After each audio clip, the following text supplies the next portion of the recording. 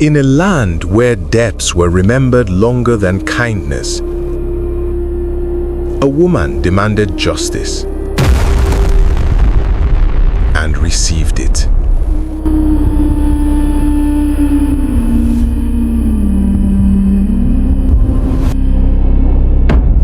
This was a land where nothing truly disappeared. Words spoken did not fade away. Debts paid were never forgotten. Favors given waited quietly for the day they would be called back. In this land, balance mattered more than mercy, and judgment walked slowly but never lost its way.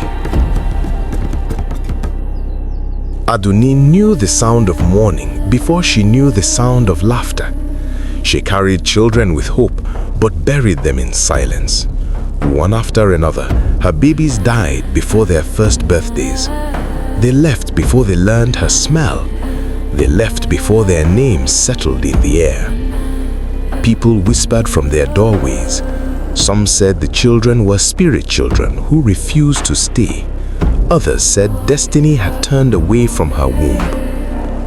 Morenike watched Aduni's sorrow for many years. She was a respected woman. She was wealthy and powerful. Her children slept safely in her house. But what made her special was not her wealth. It was her necklace. The necklace had been passed down through many generations. Mothers wore it while praying for their children to live. The people believed the necklace held strong life power, life that refused to leave. When Aduni gave birth again, the baby struggled to breathe. The child cried weakly, as if life was unsure whether to stay or go. Morenike stood at the doorway for a long time. She weighed her fear against her compassion. Finally, she removed the necklace and placed it around the baby's neck. For the first time, a child stayed.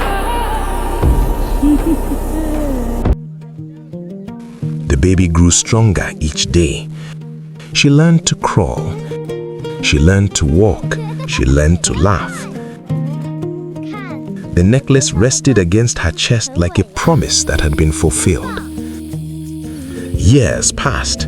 The girl grew into a strong and beautiful young woman. Gratitude filled Aduni's heart, but time slowly softened her memory. The sharp feeling of thankfulness slowly faded. One year, during an important village festival, Morenike was preparing a big feast for the elders. She had many things in her house, but she did not have one special item needed for the ceremony: a carved wooden mortar that belonged to Aduni's family. This was not an ordinary tool. It had been in Aduni's family for many generations. It was used only for sacred ceremonies. It was a symbol of her family's honor. Morenike went to Aduni herself to ask if she could borrow it. Aduni agreed, but she reminded her that the mortar was very important to her family. I understand its value and will protect it. Good. While the food was being prepared, a long crack appeared in the side of the mortar. It was old wood and it split while being used.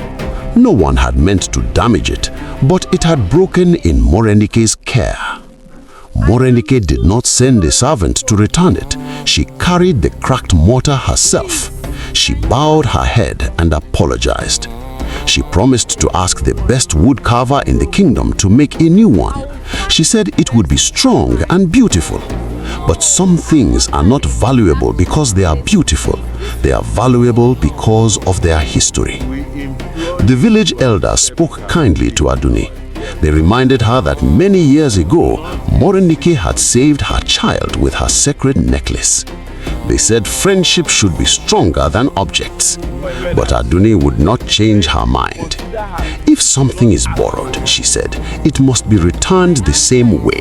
If not, it must be fully replaced.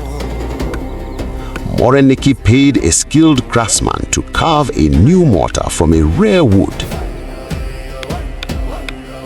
It took many weeks. It cost her a great amount of money. When she finally returned the new mortar, it was perfect. But something else had broken that day. Something that could not be carved again. The friendship between the two women was never the same.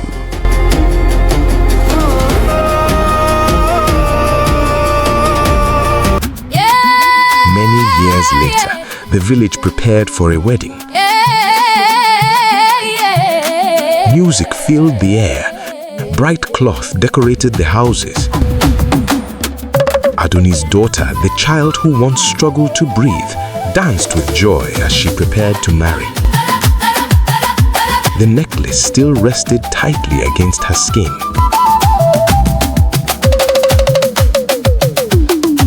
It is time. Then, Morenike remembered the necklace. Some deaths sleep quietly, but others wake when pride calls their name. She demanded that her necklace be returned.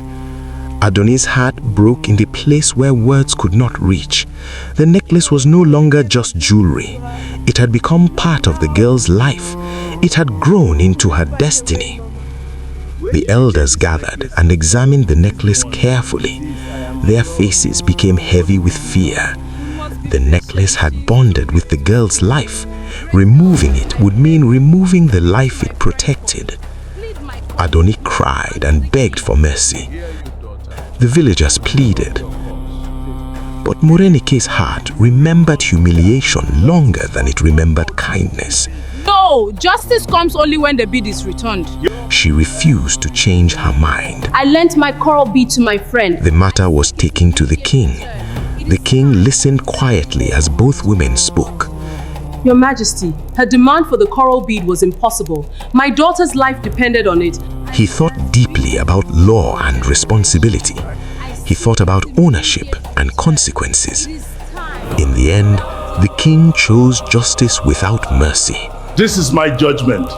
Let the bead be returned to the owner immediately. No, my lord, please! He ordered that the necklace must be returned to its owner.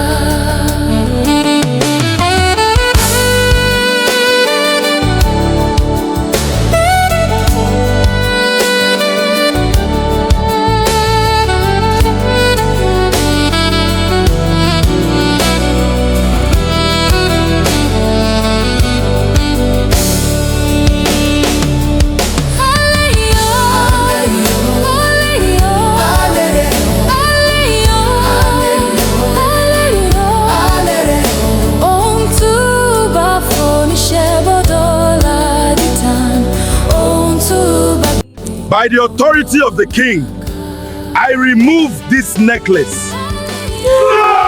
Justice was satisfied, but mercy had already left the room. In the end, Morenike sat alone in her compound, holding the necklace in her hands. Silence surrounded her. The victory she demanded had taken everything away. In a land where debts were remembered longer than kindness, justice came and took everything with it. Oh